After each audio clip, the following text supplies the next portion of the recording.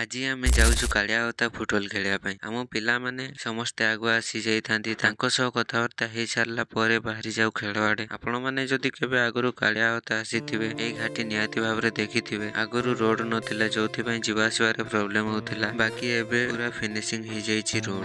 ଘାଟିର ସବୁଠୁ ସୁନ୍ଦର ନଜାରା କଣ ଜାଣିଛ? ଘାଟି ଉପରୁ ଦେଖାଯାଉଥିବା ପାହାଡ ଆଉ ସୂର୍ଯ୍ୟ ମନକୁ ପୁରା ଲୋଭେଇଯାଏ। ଏତେ ସୁନ୍ଦର ଭାଇମାନେ କଣ କହିବି। ମୋ ଭିଡିଓରେ ଟିକେ କ୍ୱାଲିଟି ଭଲ ନାହିଁ, ସେଥିପାଇଁ ଭଲ ଲାଗୁନଥିବ। ବାକି ଥରେ ନିହାତି ଭାବରେ ଟ୍ରାଏ କରିବ ଆସିବା ପାଇଁ ଏଠିକି। ଆମେ ପହଞ୍ଚି ଯାଉ ଘାଟି ତଳ ଗାଁରେ। ସେଠି ହିଁ ଆମର ମ୍ୟାଚ୍ ଥାଏ। ଆଉ ଏଠି ରାଜନିବାସ ତାର କମ୍ପାନୀ ଥ୍ରୋରୁ ଫ୍ରି ସାମ୍ପଲ ଦେଉଥାଏ। ମୁଁ ବି ମାଗିବାରୁ ଦେଇଦିଏ। ମୋ ସାଙ୍ଗ ପାଟାକୁ ଦେଇଦିଏ ଖାଇବା ପାଇଁ। ଏଇଟା ଥାଏ ପ୍ରଥମ ରାଉଣ୍ଡର ପ୍ରଥମ ମ୍ୟାଚ୍, ସେଥିପାଇଁ ଟିକେ ପାରମ୍ପରିକ ବାଲା ପ୍ରୋଗ୍ରାମ ହୁଏ। ଫିନିଶ ଫାଷ୍ଟ ମ୍ୟାଚରେ ଗ୍ରୀନ ଜର୍ସି ବାଲା ମାନେ ଜିତି ଯାଆନ୍ତି। ବାକି ପରେ ଅଲଗା ଟିମର ମ୍ୟାଚ୍ ଥାଏ, ତ ପ୍ଲେୟାର୍ସ ମାନେ ପାହାଡ ଉପରୁ ଏଣ୍ଟ୍ରି ନିଅନ୍ତି, ଯାହାକୁ କି ୱାଇଲ୍ଡ ଏଣ୍ଟ୍ରି କୁହନ୍ତି।